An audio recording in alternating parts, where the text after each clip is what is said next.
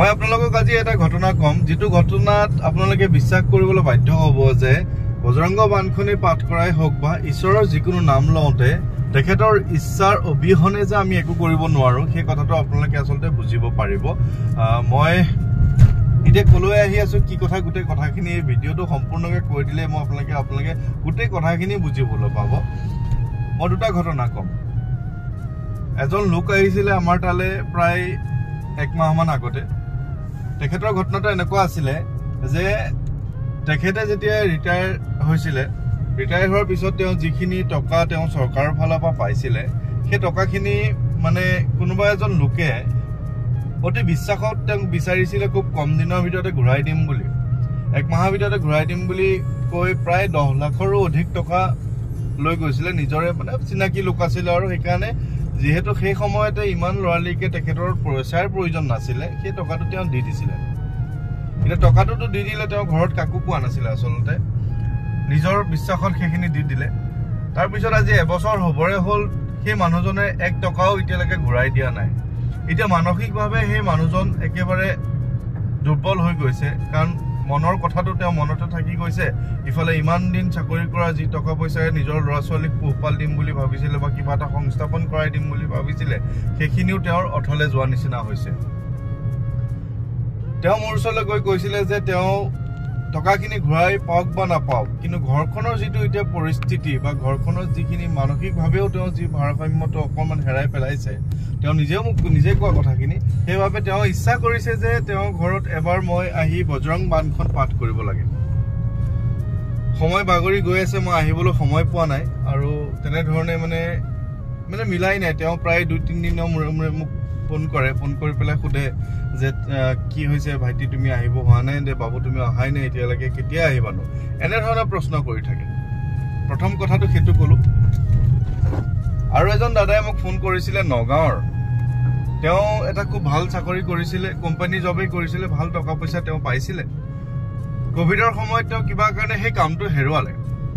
হেৰুৱাৰ পিছত তেওঁ ঘৰতে কিবা অলপ মানে ব্যৱসায় বাণিজ্য আৰম্ভ কৰিলে তাৰ পিছত সেই ব্যৱসায়খিনি তেওঁ ভালকে নচলিল তেওঁ অলপ বেছি ধাৰ হৈ গ'ল ধাৰ হৈ যোৱাৰ পিছত তেওঁ কি কৰিব কি নকৰিব নিজৰ মানুহৰ পৰা অলপ ধাৰ আনি আকৌ তেওঁ সেই ব্যৱসায়টো তেওঁ উন্নত নহল যাৰ বাবে তেওঁ আকৌ একে ধৰণৰ তেওঁ আকৌ লোৱা মানুহ লৈ পেলাই তেওঁ দিব নাই পৰা তেওঁ মনত খুব দুখ তেওঁ মোক আজি এক মাহ মানৰ পৰা ফোন কৰি আছে যে তুমি কেতিয়া আহিবা বা আপুনি কেতিয়া আহিব আপুনি আহিলেহে যেন মই কিবা এটা শান্তি পাম যে আপুনি আহি বজৰং বানখন পাঠ কৰি দিয়ক অন্তত মোৰ ব্যৱসায়ত যদি কিবা কোনোবাই কিবা কৰিও থৈছে বা ব্যৱসায়ত যদি কিবা হৈ আছে যাতে সেইখিনি ঠিকঠাক হৈ যায় অন্তত সেইখিনি নহলেও তেওঁ যেহেতু তেওঁ নিজৰ কোৱালিফিকেশন আছে তেওঁ যাতে এটা কাম পায় যিটো কামৰ দ্বাৰা তেওঁ আকৌ মানে সেই ধাৰখিনি অন্তত মুক্ত হ'ব পাৰে তেওঁ তেনে ধৰণে মোক মানে কৈ আছিল কিন্তু তেওঁৰ ওচৰলৈ মই যাব পৰাকে নগাঁৱলৈ আপোনালোকে গম পাইছে বহুত দিন হ'ল নগাঁৱলৈ যোৱা নাই তাৰ পিছত মই পৰহি দিনা ৰাতি তেওঁ এটা মেছেজ কৰিছিল যে দাদা আপোনাৰ ওপৰতে মোৰ শেষ ভৰসা আছিল আৰু আপুনি মোক নবচালে আৰু মই খুব আশা কৰি আছিলো আপুনি আহিব বুলি আপুনি নবচালে কাৰণে মই বৰ দুখ পালো তেনে ধৰণে তেওঁ এটা মেছেজ কৰিলে ৰাতি অলপ দেৰিকে মইতো মেছেজটো চাই অলপ মানে ভয়ও লাগিছে যে তেওঁ যদি কিবা এটা ধৰিলো কিবা এটা ভুল সিদ্ধান্ত লৈ লয় জীৱনত কি হ'ব মই তেওঁক কালি দিনত ফোন কৰি পেলাই তেওঁক ক'লো যে দাদা আপুনি চিন্তা নকৰিব মই আপোনাৰ ওচৰলৈ অহা কালিলে মানে আজি এই বুধবাৰৰ দিনটোত মই যাম বুলি যোৱাকালি তেওঁক মোক ক'লো আৰু সেই হিচাপে মই নগাঁৱলৈ যাম বুলি যোৱাকালি যিটো ৰাতি ভিডিঅ' দিছিলো সেই ভিডিঅ'টোত কৈছিলো যে মই অহা কালিলৈ অৰ্থাৎ আজি মই নগাঁৱলৈ গৈ আছো এজন বিশেষ লোকৰ নিমন্ত্ৰণ মৰ্মে তাৰ পিছত তেওঁ ৰাতি মোক প্ৰায় 10:30 মান বজাত মেছেজ কৰিছে যে তেওঁক এটা কামৰ বাবে এটা কোম্পানী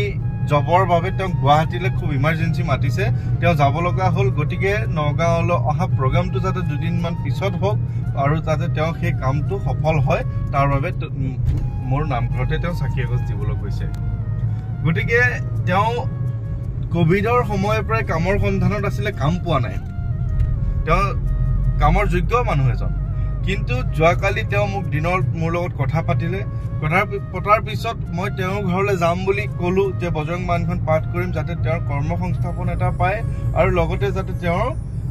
সেই মানে তেওঁ মনটো অন্তত উন্নত হয় কিন্তু ভগৱানৰ ইমানেই লীলা যে মই গৈ পাঠ কৰিব লগা হোৱা নাই কিন্তু তেওঁ এটা কামৰ সন্ধান ইতিমধ্যে পালে যাৰ বাবে মই তেওঁলোকৰ তালৈ যাব লগা নহল আজি ৰাতিপুৱা সেই যে বৃদ্ধ লোকজন আছিলে সেই বৃদ্ধ লোকজনে মোক ফোন কৰিছে যে তুমি কেতিয়া আহিবা আহাচোন মই বৰ অসুবিধা পাই আছো এতিয়া আজি মই আহি আছো এতিয়া মই আছো উদালগুৰিত সেই বৃদ্ধ লোকজনৰ ঘৰলৈ আহি আছো কাৰণ মই নগাঁও যাব লগা নহল নগাঁও যাব লগা নোহোৱাৰ কাৰণে মই বজৰং বাণ পাঠ কৰিবলৈ আহি আছো এতিয়া উদালগুৰিলৈ এতিয়া কথাটো চাওক যে যেতিয়ালৈকে ভগৱানৰ ইচ্ছা নহয় তেতিয়ালৈকে কোনো ধৰণৰ এনে ধৰণৰ মাংগলিক কাম আচলতে কৰিব পৰাটো সম্ভৱেই নহয়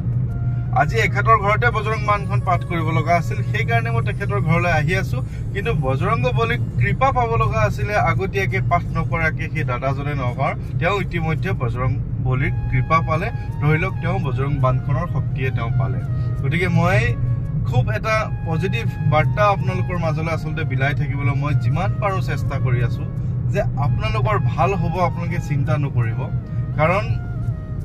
মানুহৰ জীৱনত দুখ কষ্ট বিভিন্ন ধৰণৰ আহি থাকে ঈশ্বৰৰ শৰণ লওক ঈশ্বৰৰ ওচৰলৈ যাওক ঈশ্বৰে আপোনাক কোনোবা নহয় কোনোবা ক্ষেত্ৰত এটা ৰাস্তা দেখাব সেই ৰাস্তাটোৰেদি গ'লে আপুনি সেই ৰাস্তাটো কিন্তু আপোনাৰ শুদ্ধই হ'ব এতিয়া ৰাস্তা বুলি কওঁতে দেখাইছো এয়া উদালগুৰিৰ ৰাস্তা পথ বাট পথ খুব ধুনীয়া আচলতে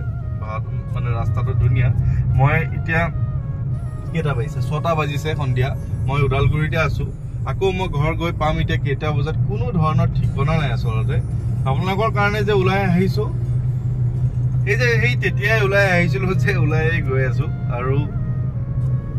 কি কৰি আছো কি নাই মই আজিও গম নাপাওঁ আপোনালোকৰ পৰা আশীৰ্বাদ সদায় বিচাৰি আছো আপোনালোকে যেতিয়া মোক আশীৰ্বাদ কৰিব আপোনালোকৰ যেতিয়া শুভেচ্ছা মোৰ লগত থাকিব আচলতে মই কেতিয়াও ভয় নকৰো আৰু সেইকাৰণে এই বিটিএডি এলেকাত মই এতিয়া সন্ধিয়া 6টা বজাত এতিয়াও আহি পাবলৈ প্ৰায় 14 কিলোমিটাৰ আছে তাৰ পিছতো আকৌ তেনে ধৰণে মই ঘৰলৈ বুলি উভতি যাব লাগিব গতিকে সকলো ভালে কুশলে থাকিব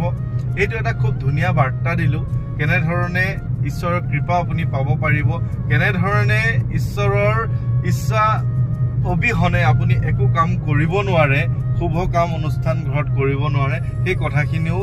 এই ভিডিঅ'ৰ দ্বাৰা আপোনালোকক জনাবলৈ চেষ্টা কৰিছিলো গতিকে সকলো ভালে কুশলে থাকিব আজিৰ ভিডিঅ'টো ইমানেই কাৰণ আজি ঘৰৰ পৰা ভিডিঅ' বনাব পৰা নগল ৰাস্তাতে এই ভিডিঅ'টো কৰিছো ভালে কুশলে থাকিব ধন্যবাদ